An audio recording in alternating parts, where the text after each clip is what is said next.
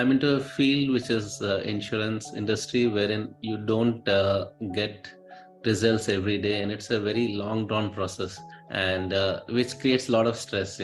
By doing meditation, the stress level became zero. After doing this course, I've learned a lot of things. I've started being very calm. When I get up, usually I would be like very tense, a lot of stress. But now when I get up, I have always a smile on my face. I always have a positive word when I get up.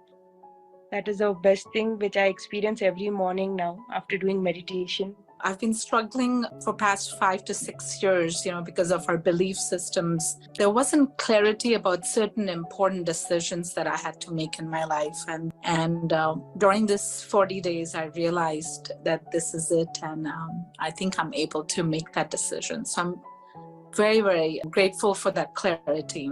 For me, meditation has been that thing that calmed my mind, cleansed me out of those fears of anxiety of the future, right? And also helped me connect to my intuition. We all call meditation is not a technique, meditation is a practice. I was not able to sleep and I wake up in between my sleep. But yesterday when I meditate before sleeping, it was a very peaceful sleep. Like my overthinking is decreasing day by day. I think positive in every aspect. I have an anxiety issue earlier, but now it decreases.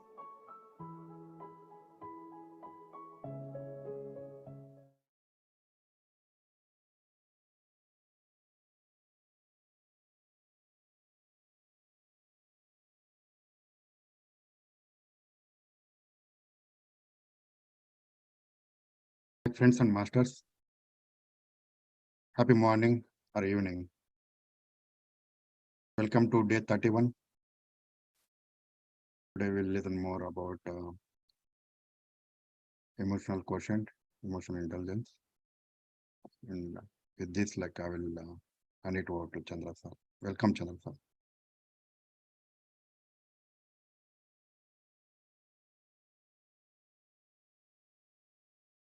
Happy morning, dear friends and masters.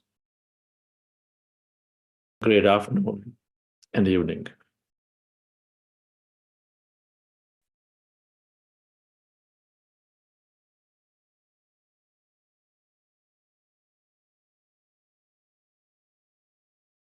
Nagarjuna is a great monk, one of the greatest Buddhist monks.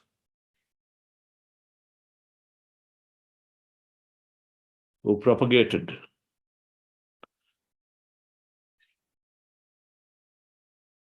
the truths about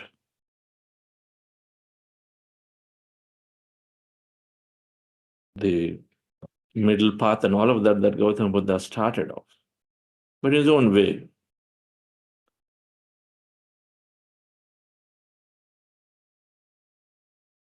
He was like Buddha, who was always going around everywhere,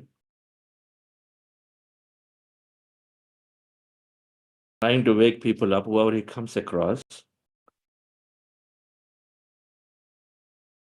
At 4 stages, an ignorant stage, and an arihant stage, and a bodhisattva stage, and a Buddha stage. He understood himself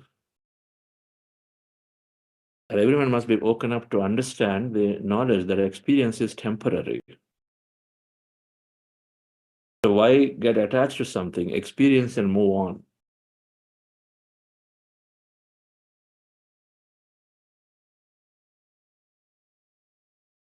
And that's all here. We get attached emotionally for things, because scientifically speaking, our body overwhelms with emotional conditioning. And so then it sort of drives us to experience the same again and again, emotional attachment.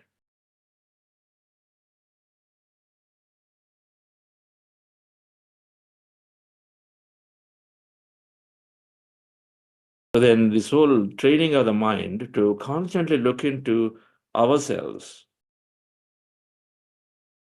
Where is this coming from? Why am I so attached to everything, even though I know it's all impermanent?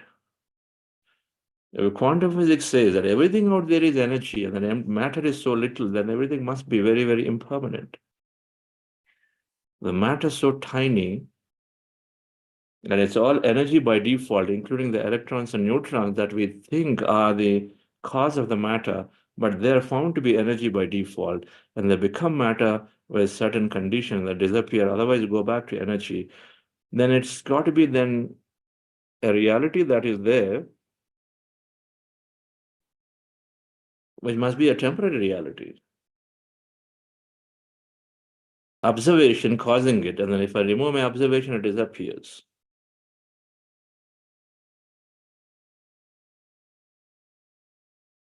If I give enough interest to my child is with me. In the moment I don't give enough interest, my child is going around somewhere else. Observation causes someone to be with you. Lack of observation, that thing disappears from you. Very simple.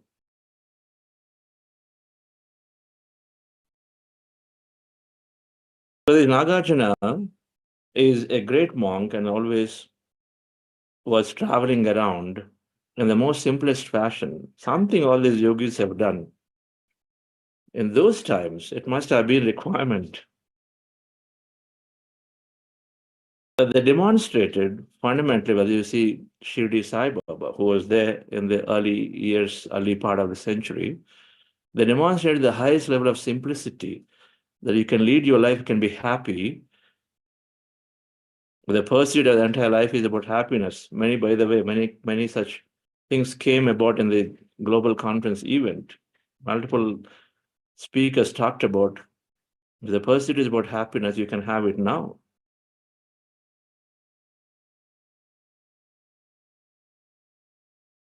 Whether it is that Alexander Diogenes story, whether it is that father-son story where father is racing for money and then said, I'm earning money for you. And the boy said, you can earning money for you so that you can be happy. The boy said, you can be happy right now. Why do you have to earn money to be happy?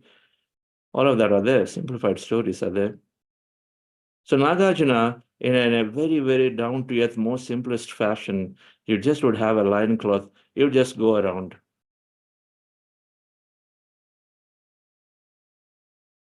And so there was one dreaded thief. The thief in that kingdom, he was in this long ago. This is 1,000 years ago at least. And that kingdom, the thief is a dreaded thief. He had stolen many things multiple times, and then nobody could catch him. So the thief went to Nagarjuna and said, I would like to become a monk like you. Like, I want to get rid of my robbery. I'm not able to. Can you help me? But there was an incident through which the thief completely transformed when he was in touch with Nagarjuna.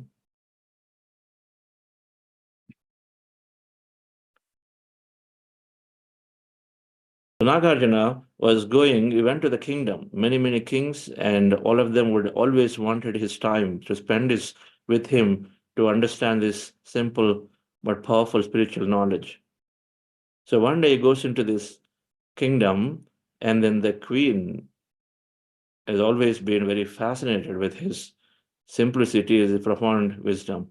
And so she'd seen him walking with a very wooden ball. I said, you're such a evolved soul, and this wooden ball is breaking apart, and it's difficult to clean many things. So I'll give you something special, and we've been working on it. Here is a diamond-studded ball that I'm going to give you. Years it took, but they want to please accept our gift. Please let me take that wooden ball. It's no longer necessary. Please keep this. Always stay fresh and then clean and this and that. Deep in her mind, she thought the Nagarjuna was rejected because it's a diamond-studded ball. Spirituality means always having to be a beggar-like. You must give up everything. That's really how it was then. Then in the minds of the people, that's what it is. Oh, you're wearing a suit and then doing this, and how can you be spiritual? Driving a Benz car, you can't be spiritual. Well, they have nothing to do with spirituality. What you own, what you don't own has nothing to do with spirituality.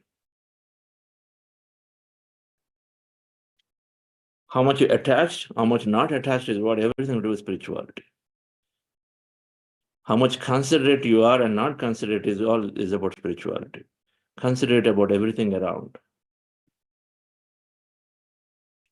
Which comes back to how well trained you are in the mind. And so then he took that bowl and said, okay, thank you, I'll take that. She was stunned, but it's okay. But she deliberately, intentionally wanted to give. She gave. And so he took it, and then he was walking, and this thief was following. Said, wow, he's got such a valuable stuff. And then what is he going to do? He's not even have any clothes. He doesn't even have clothes to hide it. No bags, nothing. And all he's carrying is a begging bowl. Those days it was how prescribed that to kill your ego, then you would go and then ask. A begging bowl symbolizes that you go and then ask in front for food. Your minimum requirement for the body is just a little bit of food. Everything else can be taken care. And so then you would ask for food. Whatever comes, you take it and then you eat. If nothing came, then you still be able to live, mind or matter, I guess. You're still able to live, you have great mind. And so then begging bowl symbolizes that one is always in the dissolved ego state. Dissolved. The ego is always dissolved. You have to ask. If there's no food, it's okay. Then you have to bear whatever they say. Why are you wasting your time? Go away. If somebody shouts at you, you go quietly. And so he was carrying the begging bowl and said, okay, the robot thought that, okay, it's going to be mine. He can't hide it. It's a matter of time. He's got to keep somewhere and then sleep, and then I'm going to take it anyway, steal it. And so then as he's walking by, then Nagarjuna notices, okay, this man is coming. This man is coming. And so Nagarjuna goes to an old ruined temple, the temple that's in ruins. And nothing to even, there are no closed walls there. Everything is open. So anybody can come into any place. Then Nagarjuna goes there and then relaxes in some corner. And then he hears some sound that, okay, this thief has come there close to. When he heard that this thief is there outside waiting, he knew about it. Of course he knows. So then he throws that ball out toward the direction where the thief is. The thief gets surprised. Oh, he threw it towards me. I know it's deliberate. So in orthodox, I'll take the ball. The thief takes the ball, but then he wanted to express gratitude. This thief is of that kind, is wanting to change. Anyway, he's strong enough that he can easily overpower Nagarjuna. Many things he thought, so he can easily go. So he walked up to Nagarjuna and said, you are special. You're such a big heart. You're giving away such an important thing.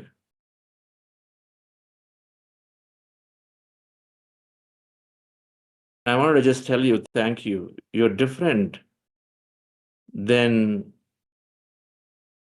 many monks and every monk that I met. Well, I'm going to take this, but I always wanted, because of my whole life I've been stealing.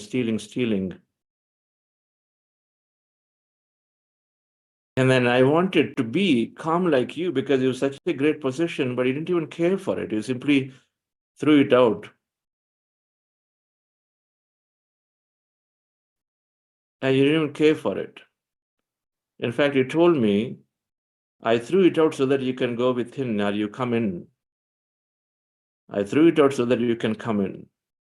So this goes out, so you come in. And so you're telling me that you didn't even care for and such an important, valuable piece of ball or whatever, possession, and said it meant nothing to you. I want to be like you. I want to be like you. But then wherever I went, all the saints told me that you're not fit for it. First, you have to stop your stealing. That's what people told me. When he says, I want to be like you, Nagarjuna says, of course you can be like me. Very easy. But that's not what everybody told me. Everyone told me, first you have to stop your stealing. Unless you stop your stealing, you can't become like us. Stop doing it. Then Nagarjuna said, you're not really material monks then. Your stealing has nothing to do with you going within or to become somebody like me. Have the detachment to be able to see, experience, and everything is temporary in nature. So stealing has nothing to do with it. You have to develop the ability to stay detached to these. And he says, okay, so how can I do it? Then do one thing. Go on stealing. Don't stop stealing. Don't worry about it. But be conscious of when you're stealing. Be very conscious. Ask, what am I going to do with this time when I steal this? Is it going to give me happiness? What is it I'm doing about it? Who is it benefiting? If I go and steal and I'm going to be, every time I steal, I'm going to be in so much, I'm putting myself in so much trouble, potentially. Be conscious in your stealing. You don't have to stop, but just be conscious in what you're doing. He comes back after 1 week. Tells Nagarjuna, you are a very, very, very, very intelligent man, very cunning man. You caught me. When you told me to steal consciously, I could not do it. Every time I go into a room somewhere to steal, then I start thinking about it and okay, what's the meaning of it? Why do you need more? Conscious, when I become conscious of my stealing, all these questions come. What do you need more? What is going to do to me? What help is it going to give? It's not adding any value to me. And instead, I'm more conscious. I thought about that people whom they're lying sleeping there. Then I looked at their lifestyles. Oh, they really need this, not me. The consciousness automatically, when I started becoming conscious, I started looking at me and I was looking at people around me. They probably need more than me. So this dialogue went in my mind so that every day I went to this house where I could easily steal, I could not steal. I had to come back. I became conscious, I couldn't steal. Please initiate me into whatever that you do. I'd like to be part of it.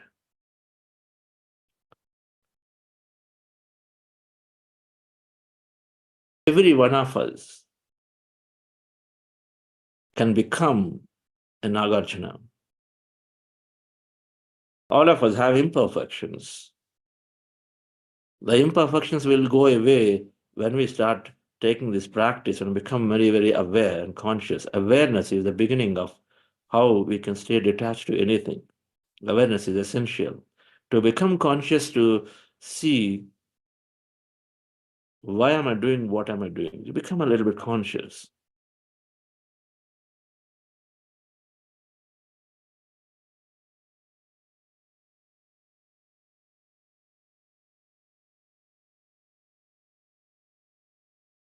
The Indian sage Patanjali, in his Yoga Sutras, he talked about Yama and Niyama. There are eight limbs of yoga. Ashtanga Yoga Marg, it's called. Ashtanga means 8. There's an important point to consider here. All monks have told him to first stop stealing, then you come into meditation, you come into this path, otherwise you can't become that. But Nagarjuna told him, don't bother about it. Do what you're doing, become conscious. And then to become conscious, observe your breath a little bit, and then you'll become conscious, and then do it. Your feelings are still telling you to do it, you do it. We're driven through our feelings. Our mind is, as it's evolving, as your intellect is evolving, is telling us to do different. But our feelings, if still in the old way, then still telling us to do something. We're driven through feelings. Your feelings are telling you to do it. When we become conscious of situations, then we cannot do, because our heart knows. Heart knows. So others told him, first stop stealing. And Nagarjuna told him, continue to steal, doesn't matter, but become aware. And so awareness is through this meditation. Now, in the Patanjali's, the Ashtanga Marga, the first two are Yama and Niyama. They are the percepts that are required for one to practice strongly. And they are about these: non-stealing, non-killing, and being very always speaking truth, being absolutely very disciplined. There will be some ashrams where you're asked to just do nothing other than wake up every day at 3 o'clock and then just do some gardening or whatever. But the technique is not given. First, they say, first develop discipline. Technique of how to go into meditation not given. You got to develop discipline of that punctuality. So go on doing this entire next 5 years. Just do that. Wake up at 5 o'clock and water the plants. Developing these percepts is required. Yama, Niyama, the 1 and 2, and 3, 4, 5, 6, 7 are there of asana, pranayama, pratyahara, dharana, dhyana, samadhi. The 3, 4, 5, 6, 7, 8 are there.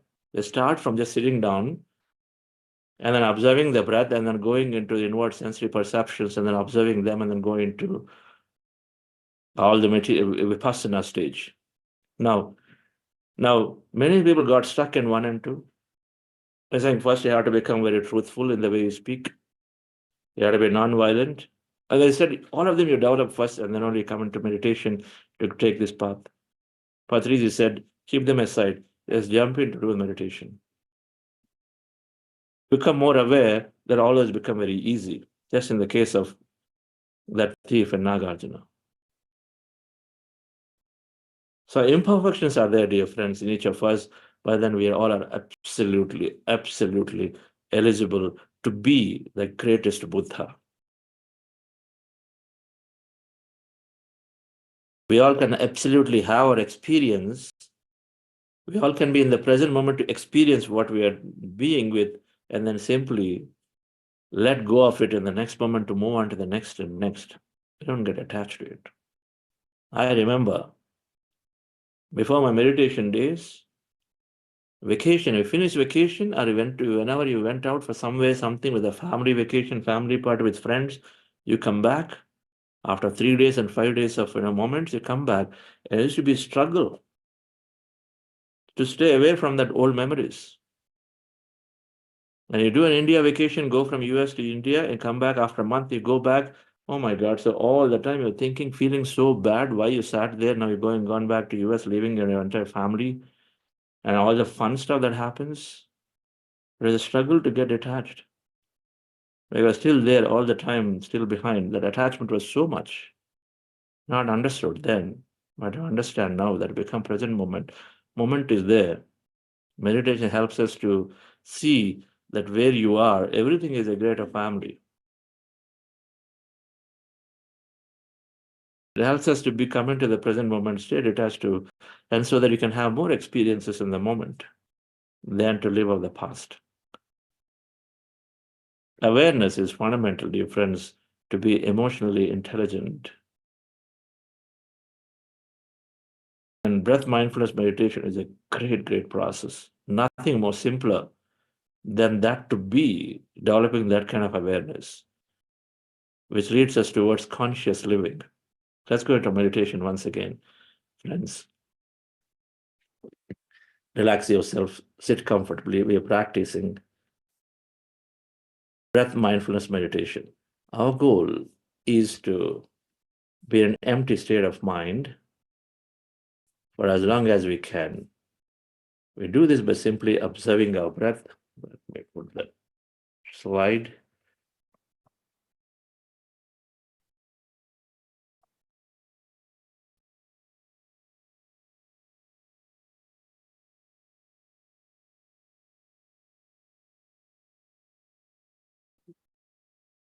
We do this by observing our breath. And as you see in the picture, sit down on the floor, sit down on the floor in the chair or the sofa, cross your feet at ankle, fingers into fingers, hands rested comfortably in your lap. Close your eyes, remove spectacles, and observe your normal, natural breath. When you observe your breath, your mind slowly becomes empty. Thoughts come down, mind start becoming empty. And observe that emptiness. Slowly you may experience emptiness all around, blackness. Observe it. And slowly, you may have some sensations and movements or visions and colors in your body and mind. Observe them if you notice. Not necessary that everybody notices them. But there may be emptiness. Observe that emptiness, that energy, the sensation. At any given time, if we have thought, and thoughts keep coming, and then we know that you're thinking, that means the meditative emptiness is broken through thought. Then simply come back to observing the breath again. And again observe, start all over. Observe the breath. Slowly again you go into the empty states. So called breath mindfulness meditation. And these thoughts coming and then and then we going back to the breath happens multiple times. So be very non-judgmental about you, and then recognize that it is common. Thoughts keep coming and we keep going back to the breath. Very, very common. And so continue this process called breath mindfulness meditation. We do this for a long time. Relax yourself, dear friends. Sit comfortably with your eyes closed. Relax your body.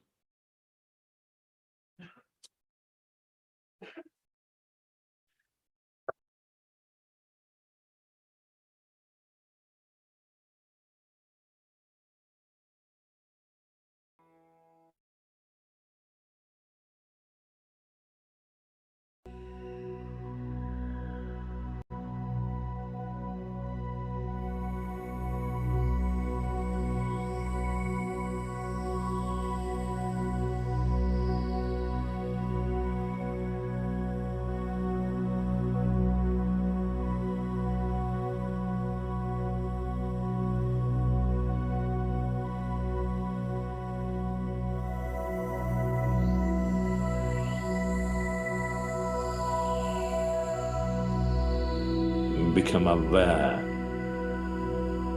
of the emptiness, that blackness as you merge into your breath.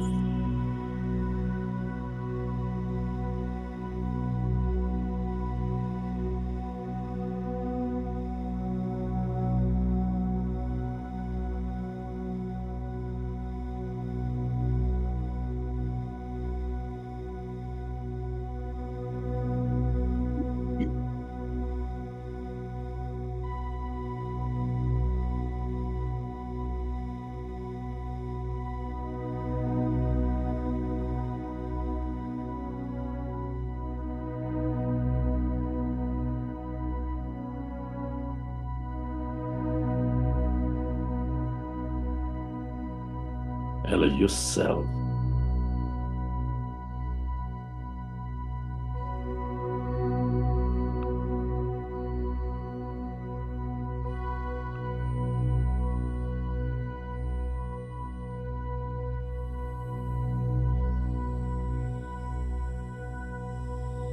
to experience the emptiness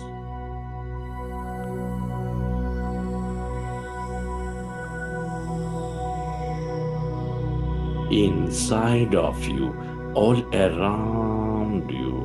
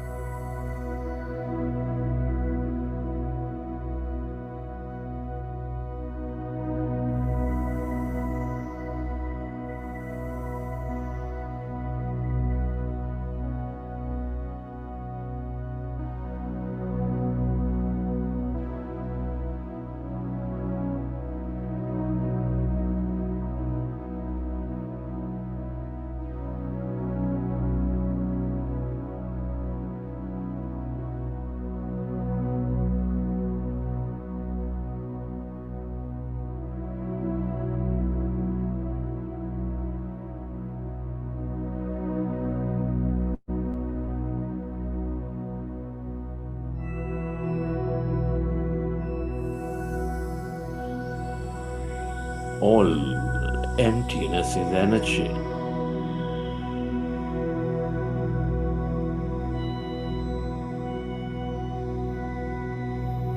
This is the quantum field of energy with limitless possibilities, limitless intelligence.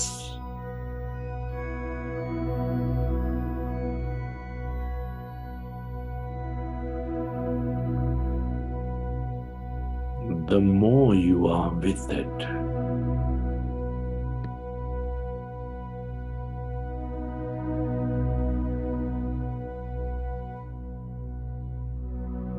with that emptiness, that blackness,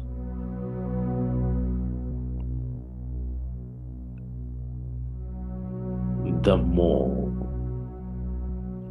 righteous you become, the more experiences you draw into your life.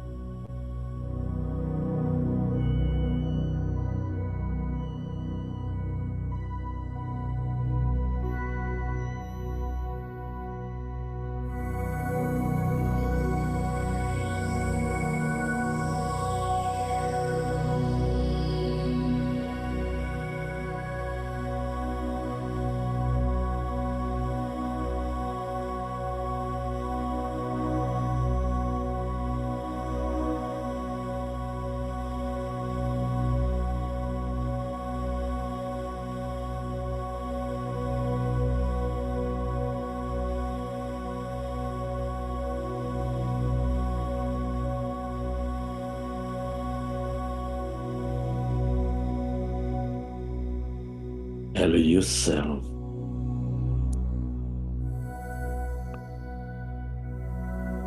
to stay connected to that emptiness, that energy.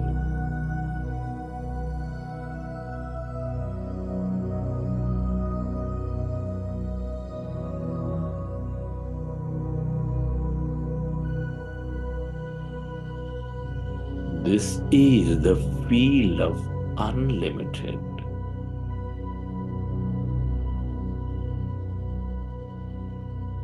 The field of abundance of healing energy, empowerment energy, love energy.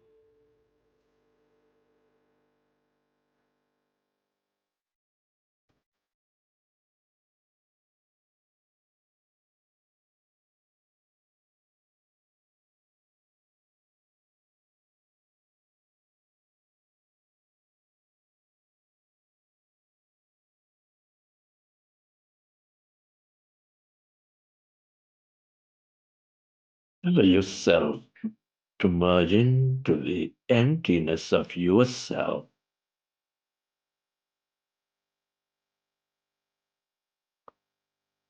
This is your greater mind.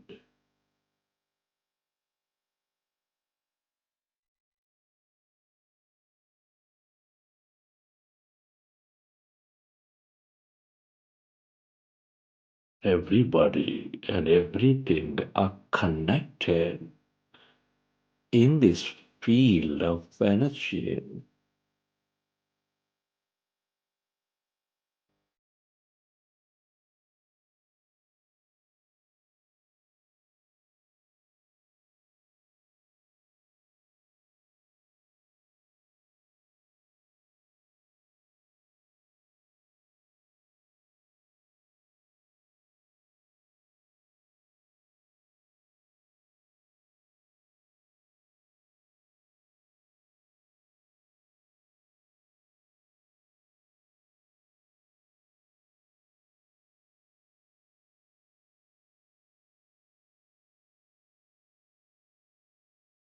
The longer you stay aware of this emptiness, this energy, the more one you become, the more aware you become of your greatness.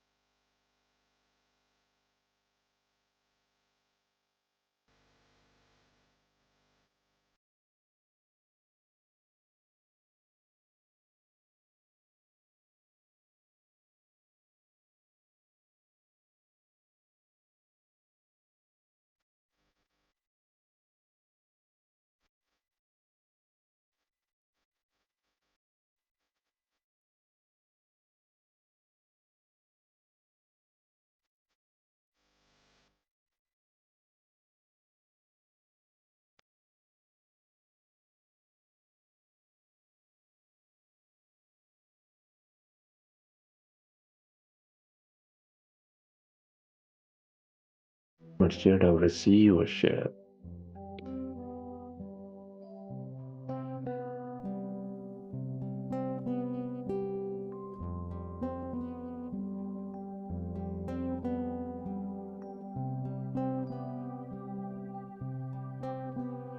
We can change the world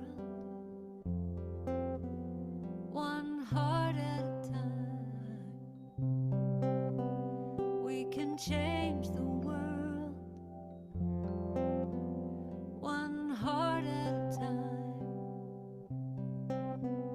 I see you, I know you, you're a part of me.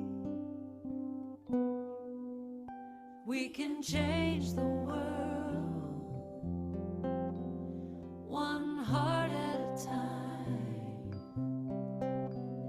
We can change the world one heart at a time. I see you, I know you, you're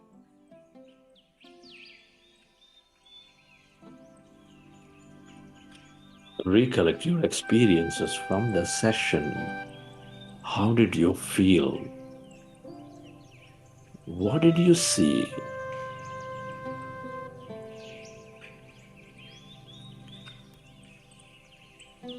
And what have you experienced? And whenever you're ready, you can keep your hands on your eyes for 5 seconds, and then you may open your eyes.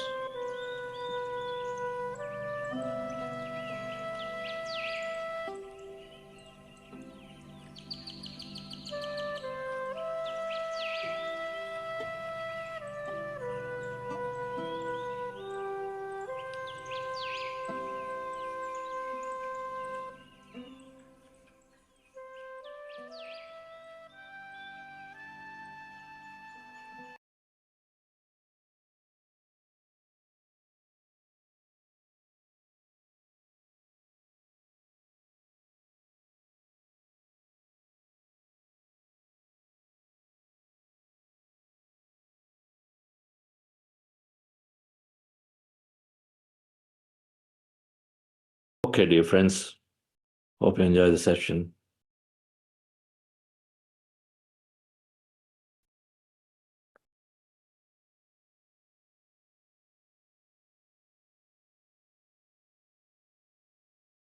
Yeah, happy morning, sir. Happy morning, madam. Yeah, sir, I'm experiencing very nice from last 3 days. I'm doing meditation from 3 to 4 hours daily. So, but I have a question, like whenever I do meditation and I try to manifest that I'm healing, the negative thoughts empower me. And that scares me that what am I doing this? I'm doing the meditation to heal myself. But the other hand, I am manifesting the negative thoughts. So how to cure that? And my son is also facing the same.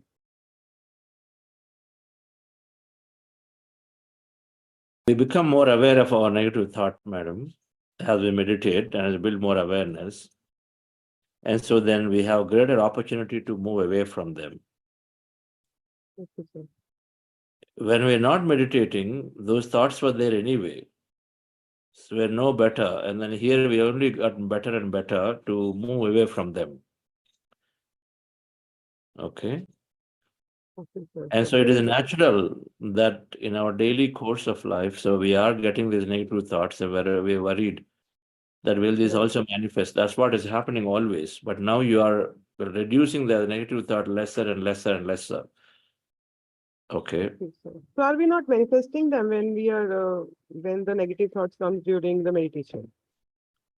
Why during meditation? Negative thought has an impact of a negative experience anyway. It has nothing to do with special meditation. Meditation only brings us to an empty state of mind so that then we can go about focusing to visualize. I'm saying that negative thought is during the course of life, it is manifesting negative situations, right? And so it is the case, anytime you are more calmer, it is anyway the case. When you're not calmer, it is worse. When you're calmer, then you at least have awareness to immediately pull back from it, right? And so don't worry about that aspect anymore, because now we already understand enough about if I don't give adequate energy to it, then it has least impact in creation, right? So now we understand that a moment negative thought comes, then I'm trying to, of course, then I'm aware of it. So it's naturally you move away from that to something else. And so then your energy towards the negative thoughts is only becoming lesser and lesser before compared to the before meditation days. Right, sir. Okay, where you are very much involved in the situation before meditation days. Oh, this is going to happen, that's going to happen, this is going to happen. You constantly put yourself into it. But here you got awareness to not put too much into it. That means your energy towards it is very, very less and less. Okay. Sir, one other question. Actually, there's an event coming in our society, and I'm too much in meditation from last 3 4 days that I don't feel like to go anywhere. I feel like to read books and only to do meditation. So, what do you suggest in this point of time? Should I? And they are inviting me to do some performance for singing and other things. So I am feeling like in my heart that I should not go to that event because I am in too much in meditation. I am feeling so still, so calm that I should not go there and indulge in all these worldly activities. I should focus on my meditation for a few more days.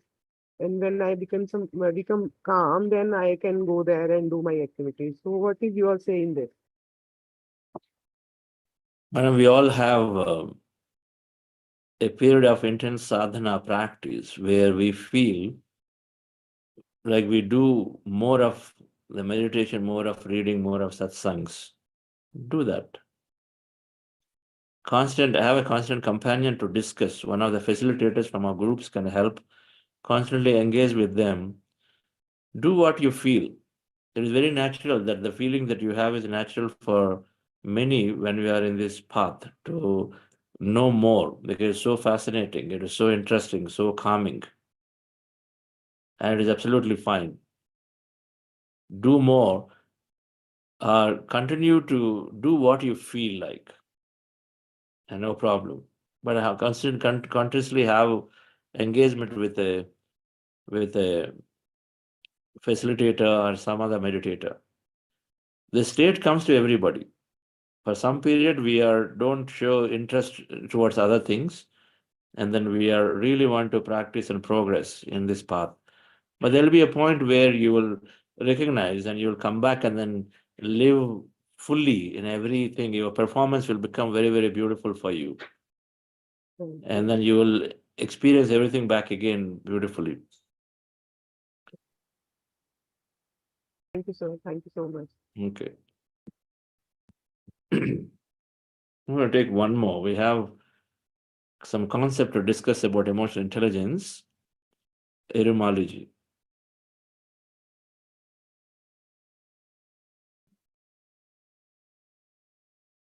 Hello, sir. Yes, madam. I thank you, sir, for a very powerful session. I feel so moved. Actually, the whole experience today was very powerful. What I felt during meditation was that there was a lot of energy I felt from the universe that was coming onto me. Coming within me, I would say, and I feel very moved even now. Talking is like very overwhelming, and it was energizing me. I felt it was strengthening me, that I've been looking I needed more conviction in me to believe in myself, what I want, my goals, and what I want to achieve. And that is where I have been lacking a lot.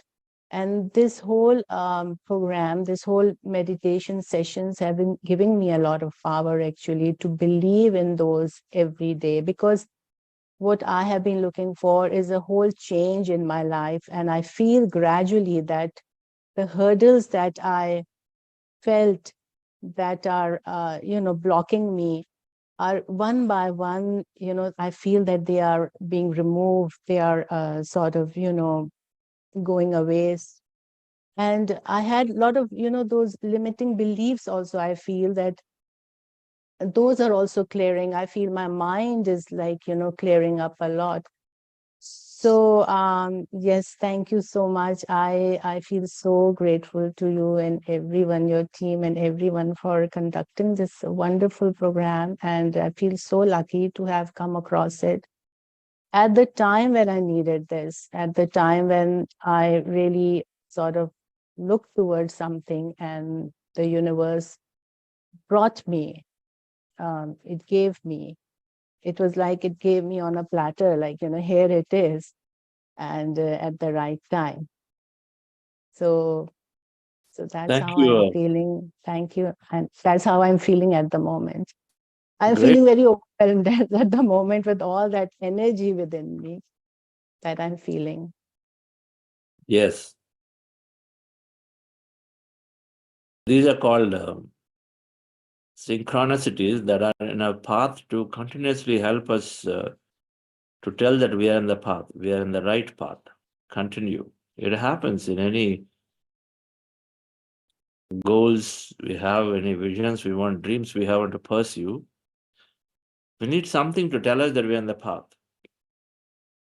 And exactly an experience that you had today, that energy flow, and then it just feels that, this is you're on the path. Continue.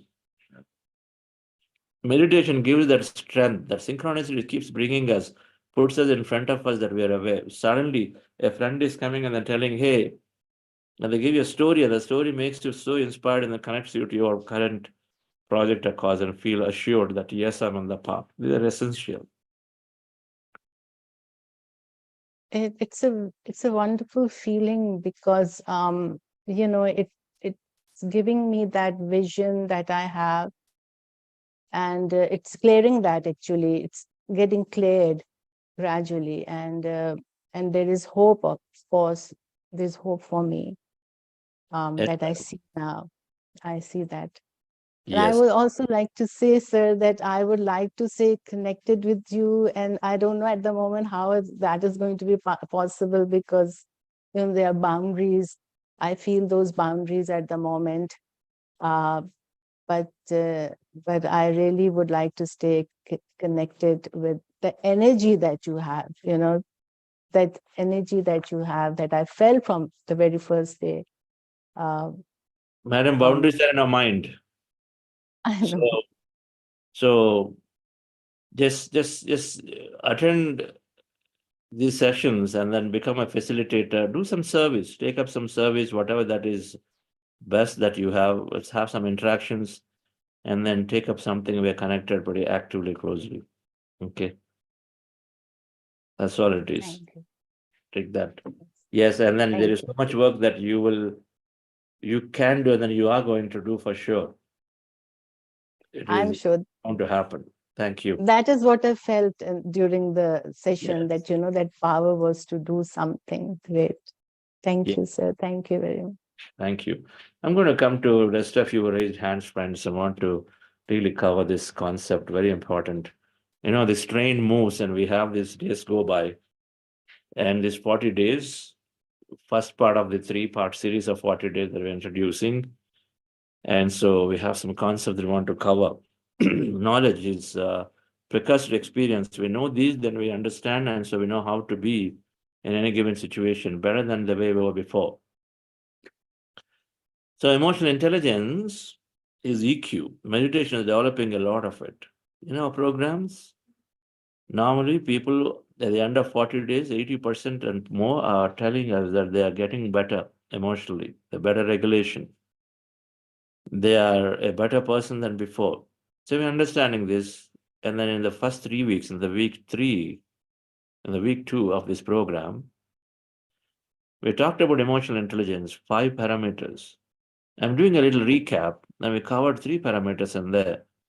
That meditation builds these things into us. And psychologists talk emotional intelligence in these 5 areas. That awareness, that we have awareness about ourselves and about the environment. The self-awareness is so essential that your awareness of your thoughts, feelings. The second area is expression, how you're able to express it. Third area is, how inspired you are in inspiring yourself and others. And fourth is the empathy, how considerate you are to everybody. And then engaging, how active you are in then moving and then experiencing something more. What's all this for? Everything centers around we experiencing more in life. That story of Nagarjuna this morning before meditation talked about being conscious of doing things. When you're conscious, then you stop doing many things that are not necessary, that are damaging. And so it's all about, there's a whole thing is about, can I experience my life more and then more consciously, with more awareness, more righteously? Experience more. We are here to create. We are co-creators, experience more of life, not less of life, not limiting ourselves.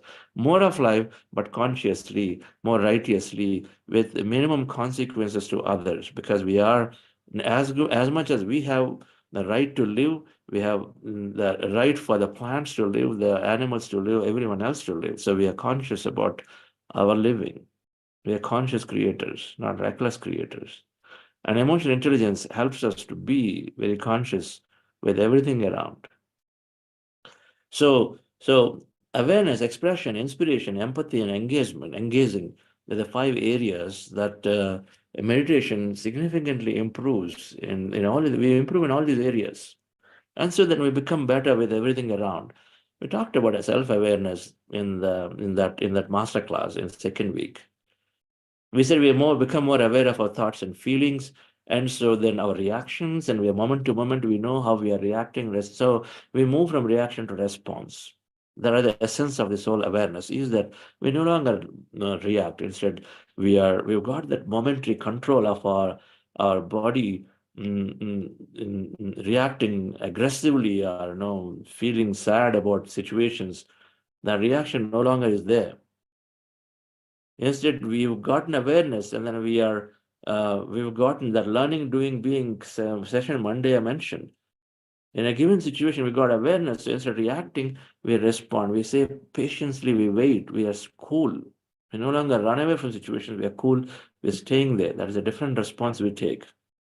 Because meditation builds it develops enough ability of those conscious, one of those areas where awareness is a lot more built. And so then the amygdala hijack is happening less and less for a meditator. Amygdala hijack is less and less, so then we don't react. Instead, we have the opportunity to respond, choosing appropriate things, appropriate options we have in any given situation. That is first one, self-awareness. Please go back to listen to that session in case you missed it in week 2 of this program. That app we released called Buddha CU, if you go into the Google Play Store, App Store, and then take that and then look for Middle Path as a program, all archives are there. You can pretty quickly go down and then look at the topic and then go to the topic. Very, very easy. Do install that app and then try that way.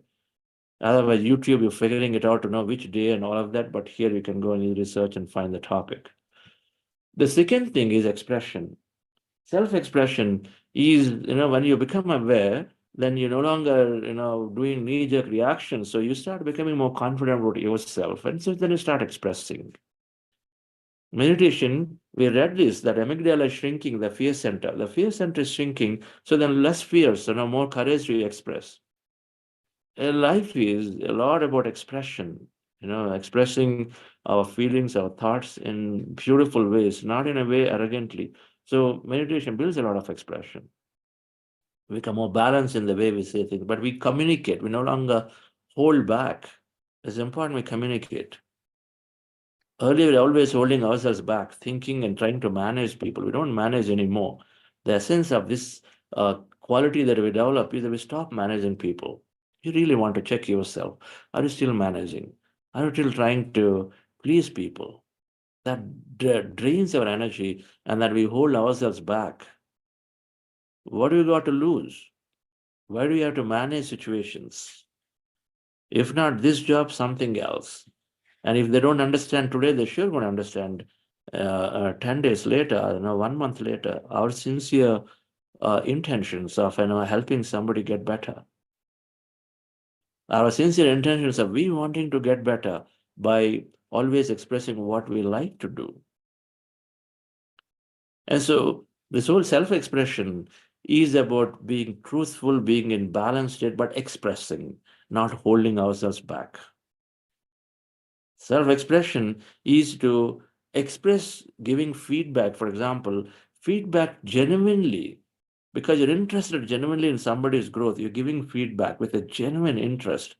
You're not trying to then trying to expose somebody. You're not trying to become one-upmanship and then trying to put somebody down when you give feedback. It's about becoming true, genuine care for somebody else, and then you're expressing. So that developed through meditation, because you find that connection every day in our meditations. And at energy, we're all connected. In matter, we're separate to experience life differently. But energy, we're connected. So we go back to find that connection every day. And so then it has to be that you are trying considerate in your expression with others. So the friends, the third and fourth and fifth are inspiration, empathy, and engagement. When you express what's important to you, automatically you are claiming that is that important for what is important to you, claim that. If people come to you when you're working and then they keep on pulling you for, hey, let's go for a coffee, okay, let's go for a walk. And then earlier you're a people-pleasing person. If I say no to them, I don't know what they'll think of it. You're worried about losing that relationship. You'll put yourself into and saying, okay, let's go. Even though you don't like, even though you have a lot of work, even though you have a lot of things to do, you're trying to just, using you're feeling you're obligated to do things because maybe they helped you in the past. But then that self-expression then helps you to claim what's important for you. If it's important for you in the past, an expression that you need to really sit down and then focus and do your work, sit down and focus and then do that music practice, more important for you, then somebody coming and saying, spend some time with me. You are expressing, that is self-expression. So what happens when you express? For a period of time, we get what's important for us. When you get what's important, dear friends, then we start being very happy. We start, because we get what you are experiencing, what you're looking for, and you are very happy, you're joyful. And you're doing things that you really like. And then, of course, when you do things you really like, you're going into the detail. That's when you go into the detail. If you do something where you really like, then you're going into the detail. You're not leaving to the chance. You're cooking, so you are so interested in that cooking. So of course we go into the detail. If you're not interested, we are just mind here, the body here, the mind somewhere. You're just putting this ingredient, that ingredient, cutting vegetables, not with energy. We go into the detail when we are doing what we like. That's what happens. You become expressive, and then you are able to then able to start liking, because you got what you're looking to do in your work area. And so you are going into the detail. You take ownership because nobody needs to tell you. You already are happy about doing it. So you are taking ownership. A meditator is becoming detail oriented.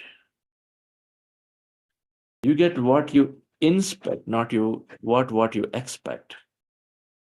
You expect something, you don't get that, because everybody has some idea. But you go into the detail, then of course you are gaining, you are exactly getting what you are looking for. Because you are doing things they really like, you of course take ownership. I like my music practice, no one needs to tell me, because I'm going to the flow. I go into my flow, and so then I'm enjoying it. So naturally I take ownership for my music practice. I take notes, I write down, because that's going into the detail, right? I don't say, it is there in my mobile phone. So next time again, I search and take it. And so I've got a notebook, I write down what I'm learning, going into the detail. And every time, dear friends, when we are doing things that we like, we go into the flow. What is going into the flow? Forgetting time and space. Going into the flow means you are exhibiting greatest amount of going to the flow means you are one with this whole field. The field takes over you in producing the best work at that moment. So, dear friends, it's important that we experience what is that we really desire. That's so important. And we had barriers and inhibitions before. We are fearful before. With meditation, build that expression capability of expressing, so we got to naturally get what we want. And so then we are enjoying it. So when you enjoy, you go into the detail, into the flow. You take ownership. You become self-accountable. You go to the manager and say, I would like to work on this project. And then the manager gives you the project. And then earlier they were putting it to you aside, but now you're persistent and you ask for it. And you ask for it with positive affirmations. You're positively, you're putting pressure and saying, you know what, it really helps me to be doing that. Can I do it? I'll continue to do what I'm doing. Can I do that? No, not now. That project you're doing is very important. You go back 2 weeks later, tell you what, yes, I recognize, Mr. I really want, I understand that. So I've got that time allocated for it. But you know what? If I don't do this, I'm not able to really pull myself up into continuing the work. I'm not enjoying that much. Can I do it?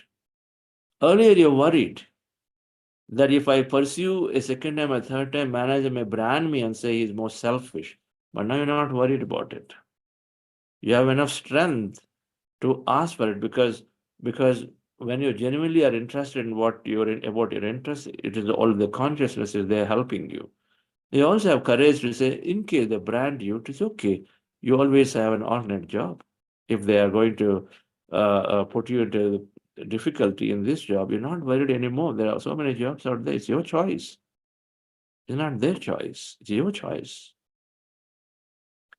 So we gain what we want.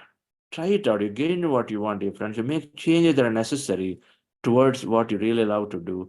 That means you're taking ownership. You become self-accountable. And dear friends, when we are happy with whatever that we are doing, then we no longer hesitate to take other things that are given to us.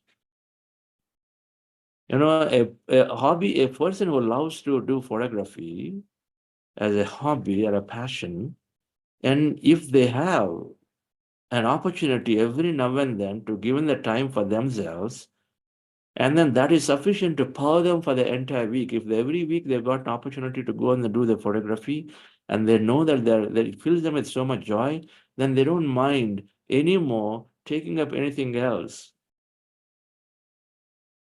Because you love and you're getting what you want, and so in return, you're happy to do other things that are given to you. So what happens is that a meditator is first claiming what's important. And when you start doing what you like to do, of course, you're producing great work. But then as you are producing great work and then you're happy, there are moments of happiness are coming to you, then you don't mind taking anything else and then giving your best the same. And slowly you recognize as a meditator that anything that's coming to you is your thought, your creation. So you start liking whatever that comes your way. First, you're looking for what you really like to do. And then as you start doing it, initially you're aligning to what you like to do. And then as you start enjoying that, you got that new project, you got your time for your music, you got your time to go and then help a nonprofit. You're loving it so much. And a weekend, nobody bothers you anymore. Family is no longer holding you back. That half a day is for you. You do that. You come back, you're so charged, and you're ready to do everything else. And so you start liking everything else that's given to you because there is sufficient energy there in doing what you like. as you start liking what you do, dear friends. The switch is going to happen for all of us. The same job, no longer you find boring because you made certain changes in it. You told people sufficiently, you create enough boundaries that are necessary for you to continue to have your joy in your work time. And so then you align to what is given. Steve Jobs said the only way to do great work is to love what you do. Do what you love will change your love what you do, dear friends, to meditators. Do what you love will change your love what you do. Whatever is given to you, because you understand my thoughts create reality. I'm drawing these through my experience. If they're coming to me, there's something for me to learn. Okay, I'm here. But you're expressive, so that no people don't override you. They don't take you for granted. You're expressing. So then you're protecting yourself in what is important for you. And the next thing that's happening, dear friends, is that in meditation, as we experience the connection every day, we develop empathy.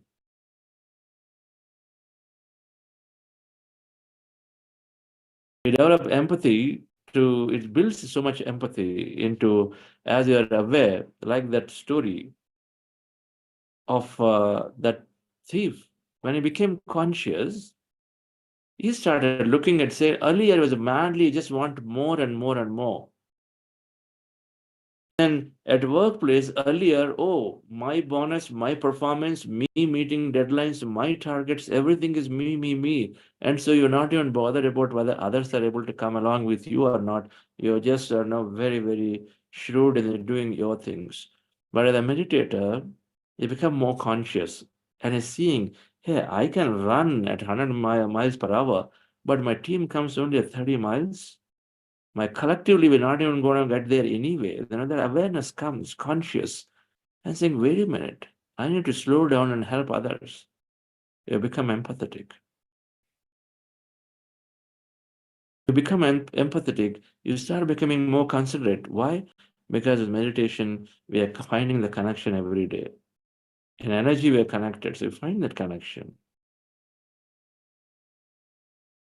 You recognize that when somebody comes late to the meetings every day or have some challenges in reporting, you're not just, one of our CEOs who presented the conference said, earlier, I was just at a superficial level.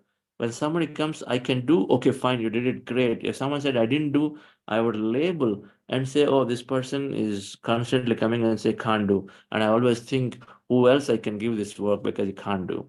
I never went beyond.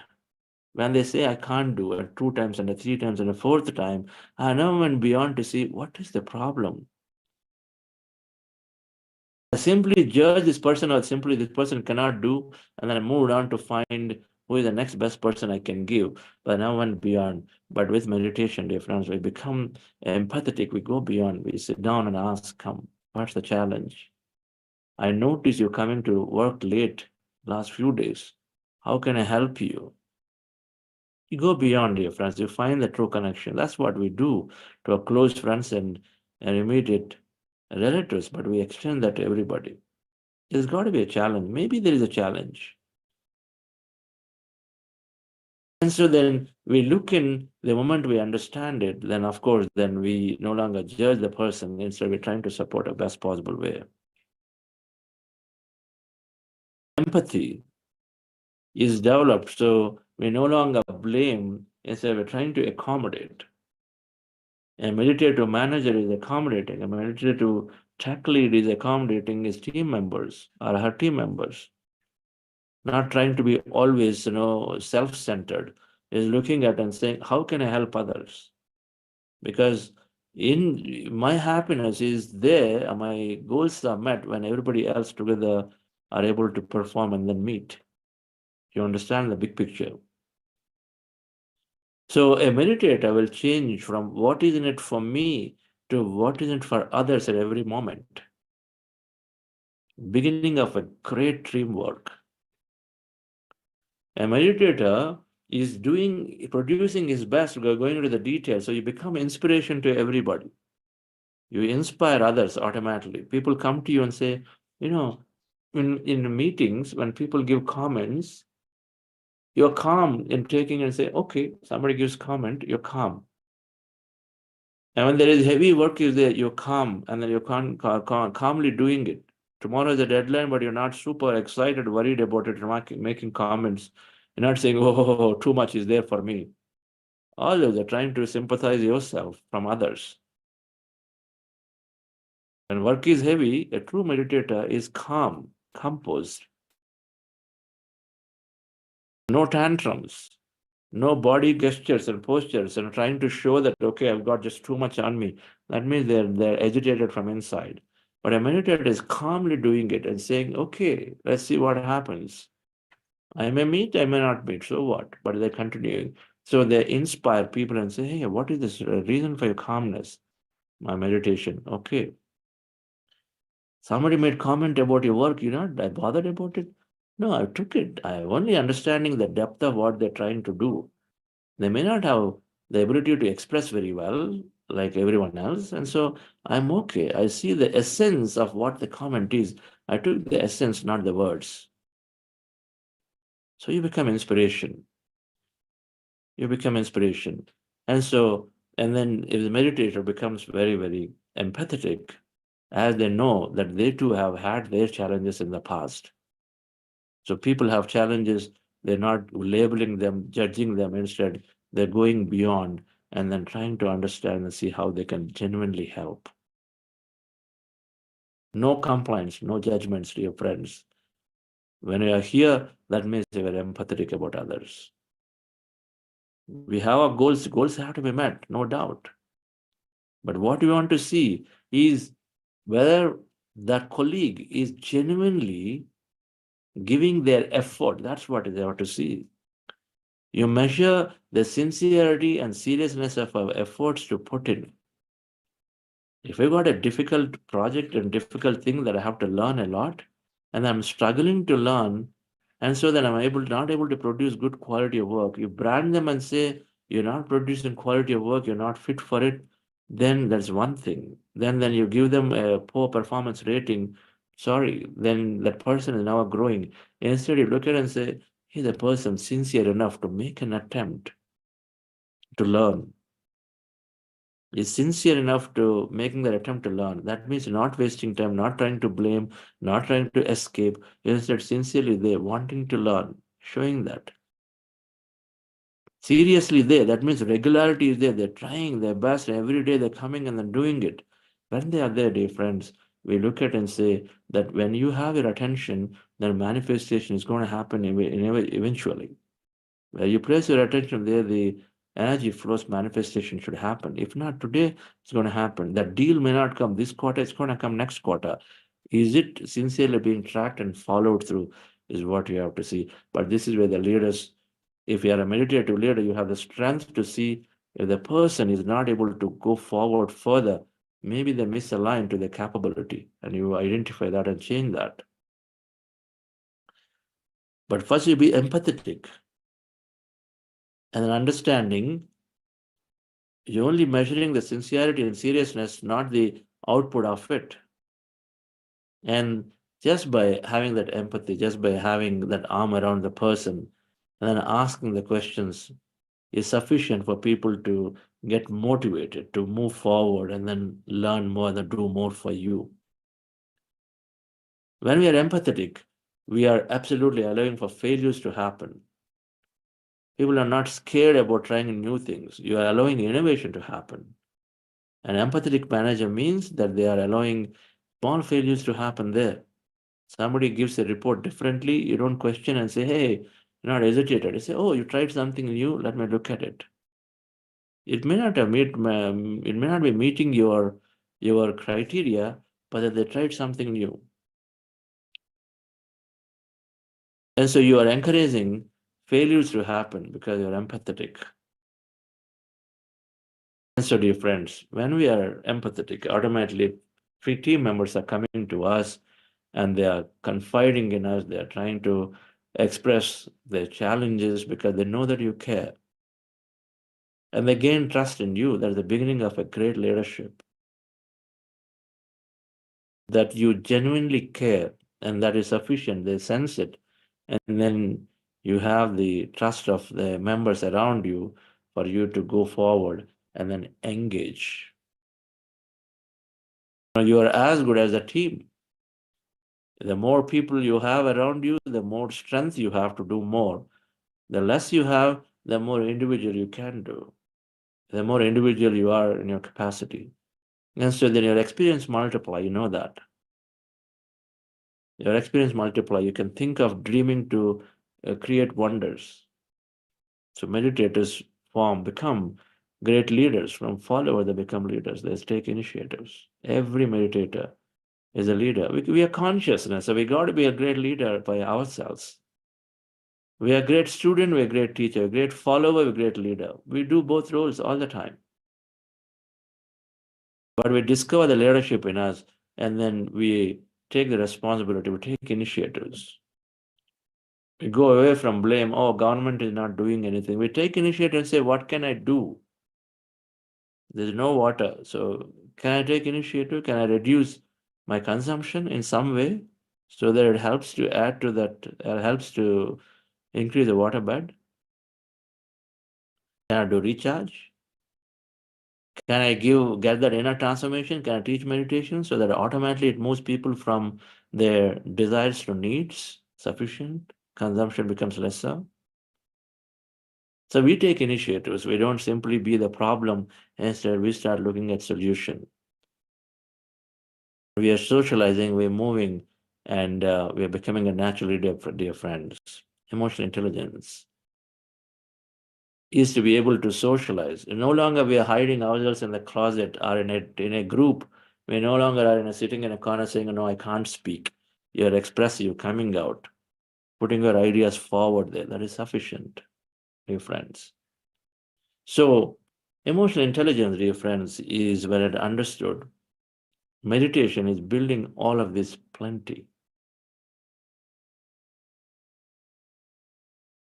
Doing what you love to loving what you do is so essential. The same accounting job, you find new ways to do things.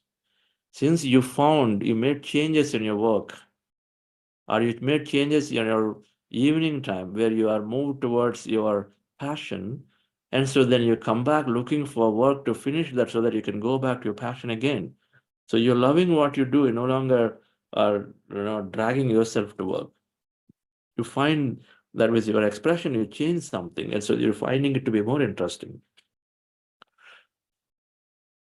You're more empathetic, so you move from me to others all the time. You're more engaging instead of following. You take initiatives, you're leader. You're active, and then you're vocal about things, and you're active. And they're trying to get some change there. Change for what? For your experience, dear friends. So thank you very much for understanding this important concept. We said this before. We get into great companies and jobs through our intelligent quotient, but to move up the ladder, emotional intelligence is so essential. And meditation is making people highly emotionally regulated and then intelligent. Yes, Venu, any announcements? Yes, sir. We have announcement on book clubs. Yeah, friends, today we have a book club session. It starts at 8:15 a.m. and 8 p.m. 2 sessions. And book is Mind to Matter. Please attend the session and get the insights from the book. Thank you. And we have regarding app, I'm going to post the message in Zoom chat for Android and Apple. Please install the app. Thank you, sir.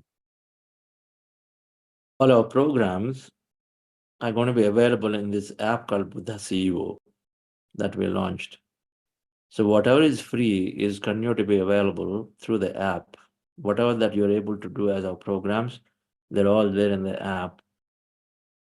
And it breaks up this long lecture into a pre-meditation topic lecture, then meditation. Directly you can jump to meditation to meditate using the track, and then post-meditation talk, and Q&A is separated in it every day. Takes a few hours to update the live programs, but once they're there, they're there. So sometimes you jump to the Q&A readily, right? It makes it a lot more easy, and you want to increase that experience.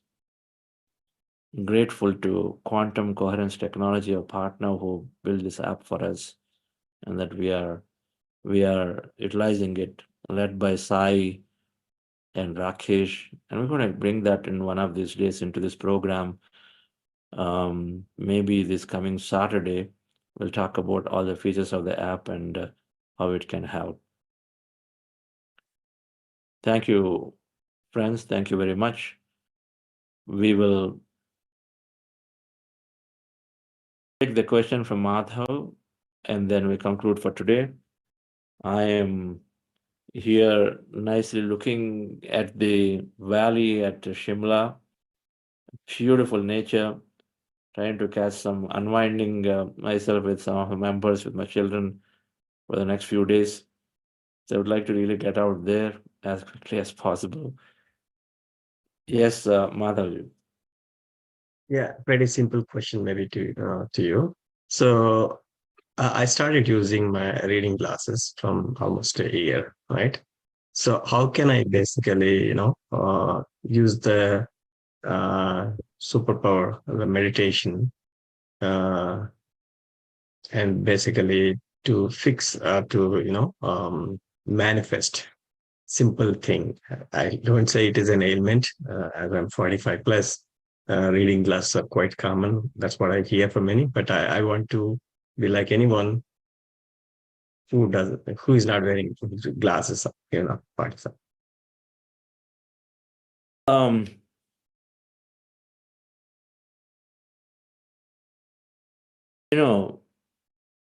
The techniques of manifestation are known.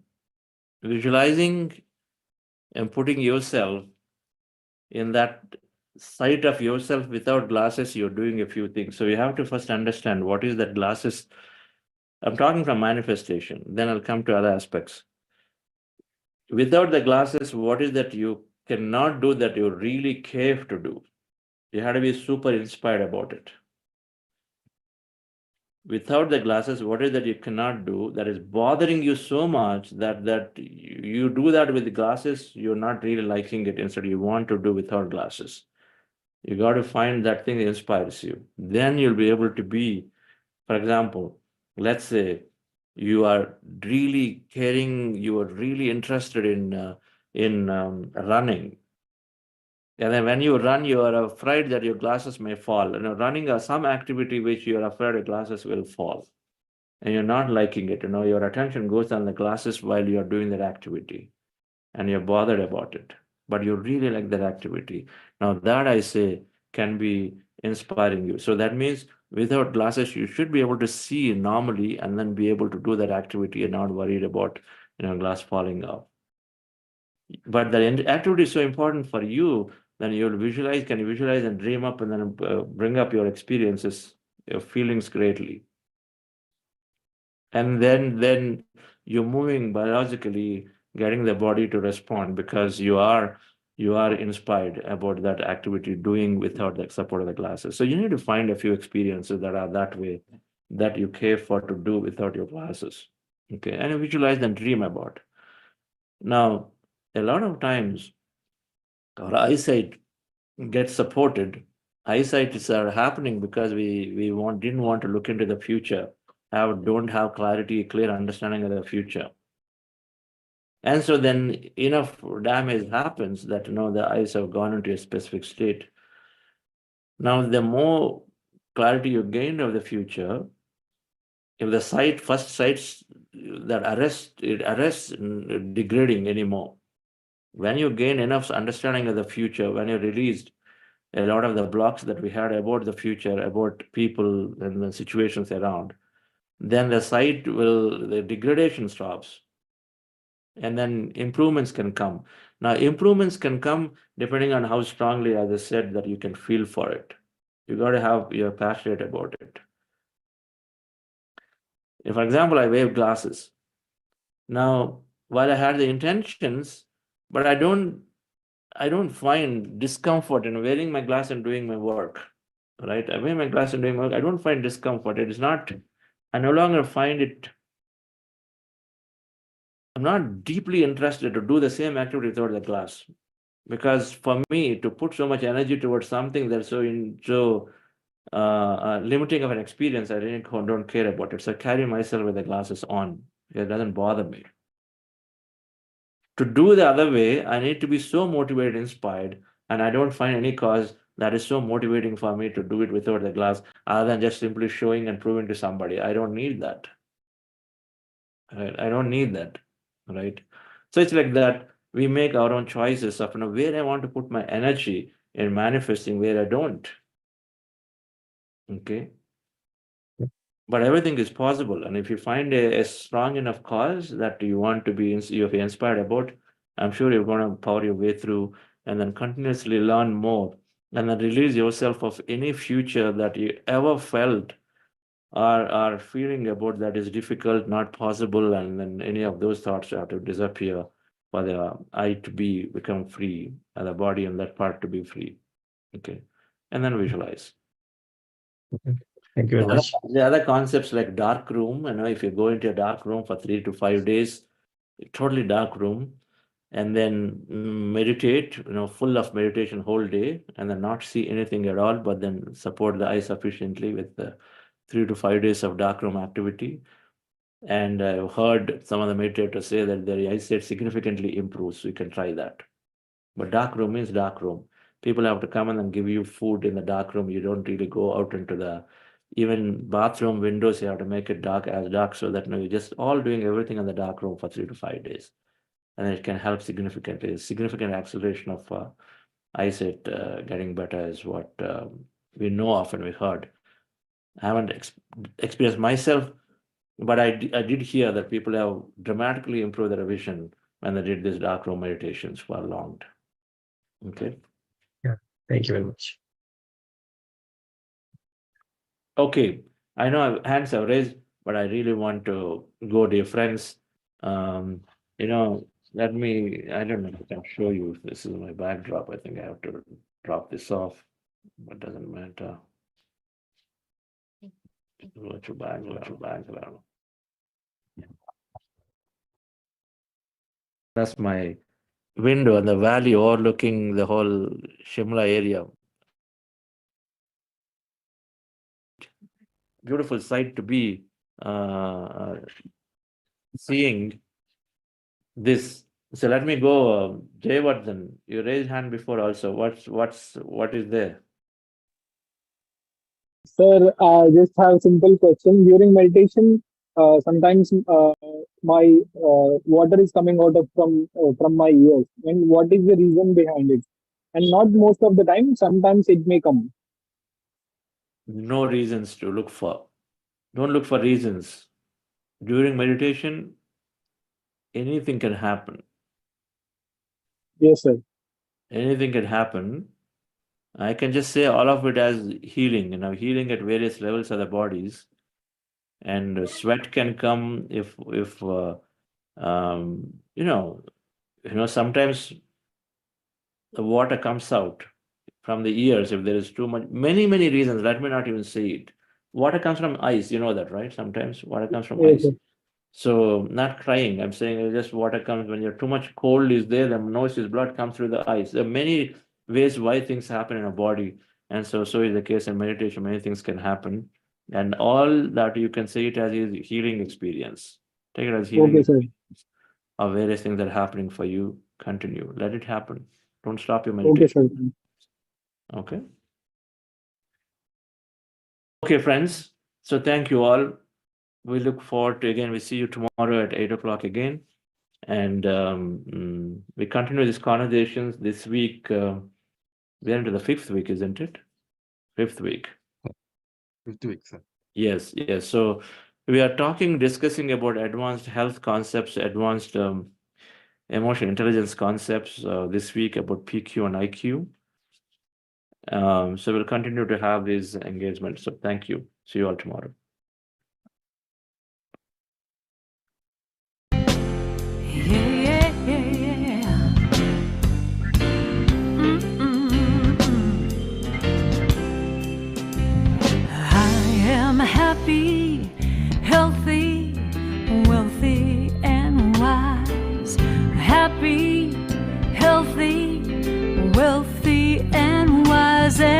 and I know the light of love is shining in my eyes. I am happy, healthy, wealthy, and wise.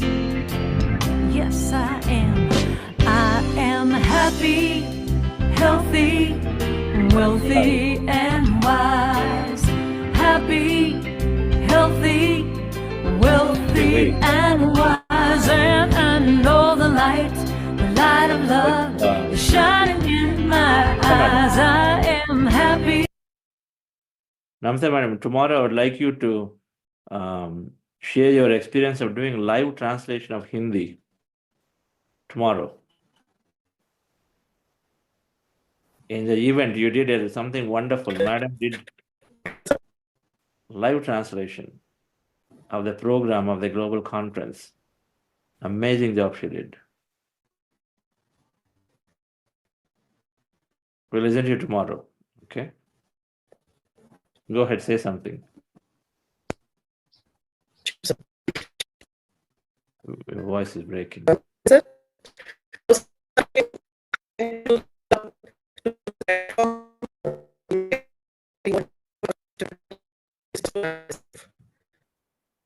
We can't hear you.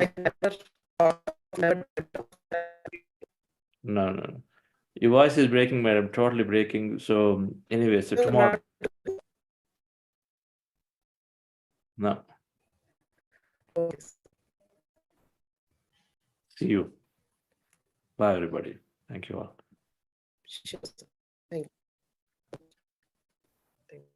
Bye all. We'll see you tomorrow at the same time. Thank you.